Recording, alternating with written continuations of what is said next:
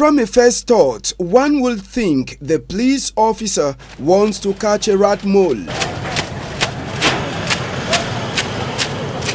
With normal smoke not able to remove it from the hole, when tear gas was used, the result was shocking.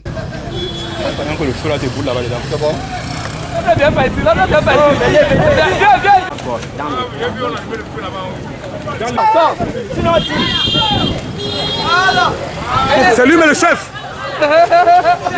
All of the people are alleged drug users who decided to take refuge inside the drainage as elements of security forces returned to Bonadibong neighborhood in the Douala 2 subdivision to continue the battle against the consumption and the sale of hard drugs. Apart from the drainage that served as a hideout for these drug users, some were also arrested after a serious running exercise by security forces.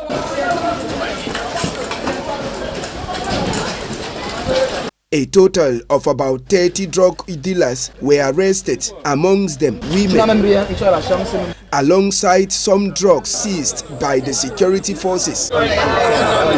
The operation was jointly carried out by the Central Police Commissioner No. 1, elements from the Mobile Intervention Police Unit of Bonanjo, alongside forces from the Criminal Police Unit of the Judicial Police Station.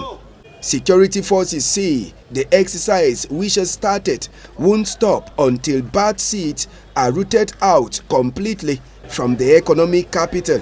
Samuel Jodone Vadibois, the governor of the littoral region, is supervising the raid, which has been placed under the control of the regional delegate of national security, Heve Marie Ondua.